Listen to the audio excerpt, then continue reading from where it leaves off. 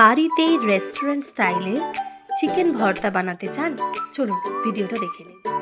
নমস্কার, আহারে আহ্লাদে ইউটিউব চ্যানেলে সবাইকে ওয়েলকাম। তাহলে রান্নাটা শুরু করা যাক। ফার্স্টেই পরিমাণ মতো চিকেন নিয়েছি আর সেটাকে নুন জলে ভালো করে সিদ্ধ করতে বসিয়ে দিয়েছি। 15 থেকে 20 মিনিটের মধ্যে চিকেনটা সিদ্ধ হয়ে গেছে। তারপর একটা স্পুনের সাহায্যে অথবা হাত দিয়ে চিকেনটাকে এরকমভাবে ছাড়িয়ে নিতে হবে। অনেকেই আছেন যারা চিকেনের সলিড পিস পছন্দ করেন না, তারা কিন্তু চিকেনের সলিড পিস দিয়ে এই রান্নাটা করতে পারেন, খুব ভালো হবে।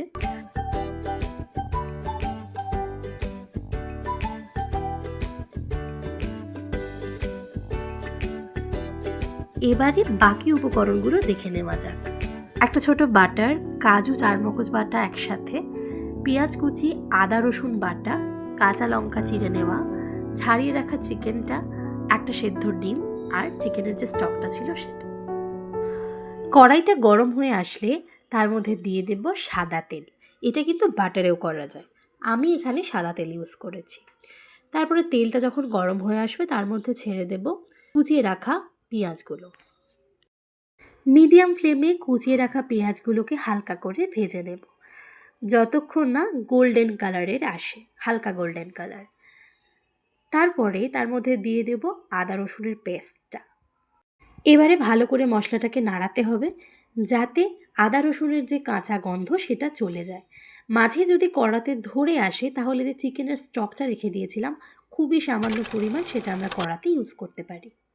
প্রথমে উপকরণের সময় আমি একটা জিনিস বলতে মিস করে যাই, সেটা হচ্ছে টমেটোটা পেস্ট করে রাখলে ভালো হয়। আমি অ্যাকচুয়ালি নিতেই ভুলে গেছিলাম, সেই জন্য আমি একদম ছোট ছোট করে চপ করে দিয়েছি। ভালো করে মশলাটা মেশানো হয়ে গেলে তার মধ্যে দিতে হবে রেগুলারের যে মশলাগুলো: নুন, লঙ্কা গুঁড়ো, হলুদ গুঁড়ো, জিরে গুঁড়ো, ধনে গুঁড়ো, গোলমরিচ গুঁড়ো আর কাশ্মীরি লঙ্কার গুঁড়ো। এবারে মশলাটাকে ভালো করে কষাবো আর তারপরে দিয়ে দেবো একটুখানি গরম মশলার গুঁড়ো। এইভাবে কিন্তু আপনারা একবার বাড়িতে চিকেন ভর্তাটা ট্রাই করতে পারেন, দেখবেন একদম রেস্টুরেন্টের স্বাদে হয়েছে আর বাড়িতে খুব সহজেই চটজলদি বানিয়ে ফেলেছেন।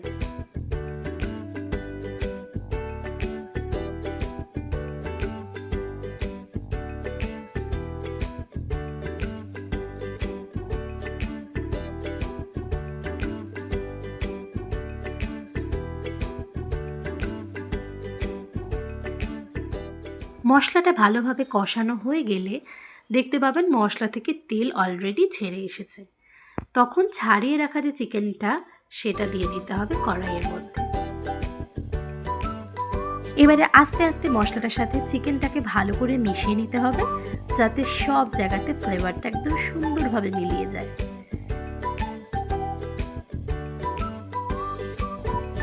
স্বাদটা ব্যালেন্স করার জন্য এখানে সামান্য পরিমাণ চিনি দেব, সেটা আপনারা যতটা পরিমাণ পছন্দ করবেন সেটা দেবেন। এবারে স্টকটাকে অল্প অল্প করে রান্নার সাথে মিশিয়ে গ্রেভিটা সুন্দর করে তৈরি করে নেব।